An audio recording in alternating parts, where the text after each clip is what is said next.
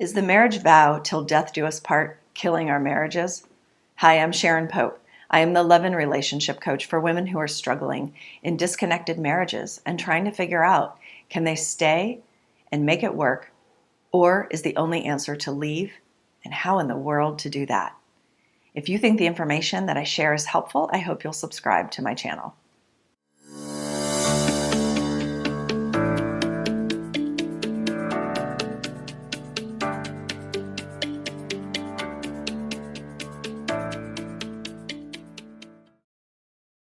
So today we're talking about the marriage vow. To me, I call them the 5 dreaded words, and that is, till death do us part.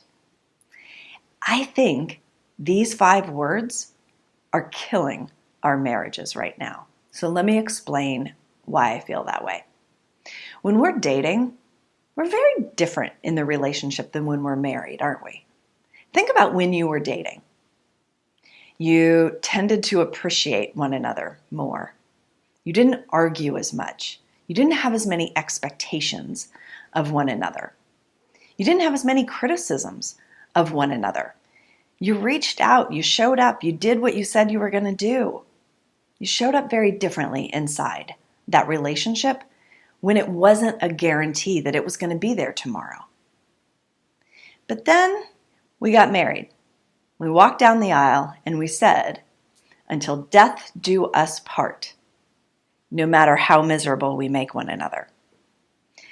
So we locked down the relationship and made it difficult, if not impossible, in some scenarios, to leave the relationship. And the minute we did that, we put our marriage over here on this shelf in a tidy little box, assuming that love would be able to sustain it. And then we pointed all of our love and focus and attention towards our family, our kids, our home, our careers, whatever. But the reality is we stopped paying attention to the relationship.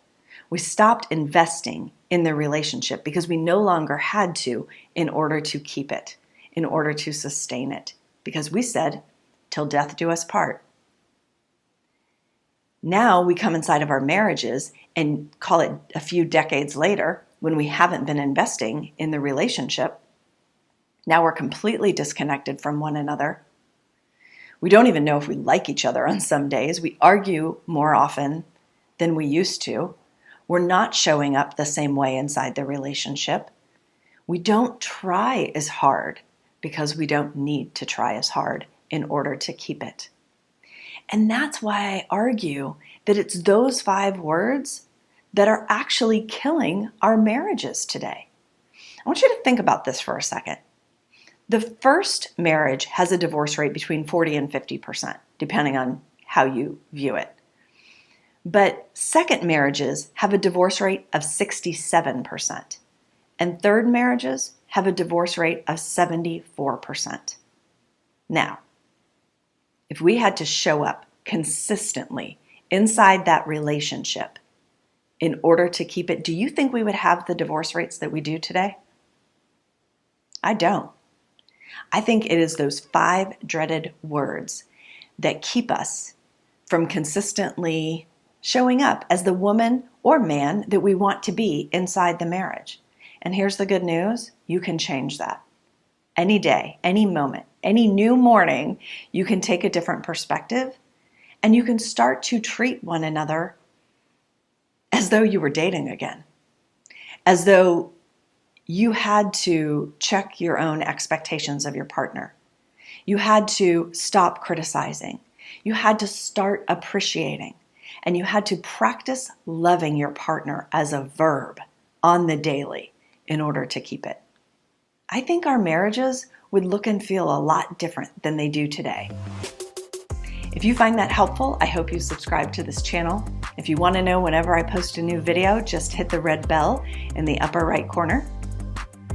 And if you feel like you are really in that place of where you're struggling and trying to figure out, can I stay and make this work? Can I fix the real issues inside our marriage? Or is my only answer to leave? I'd love to be able to help you with that. In the notes underneath this video, you can find a link where you can apply for a Truth and Clarity session with a member of my team so that we can figure out together whether or not there's a fit for us to work together, so that you can get the confidence and clarity you need to know whether you should stay or go. Take good care.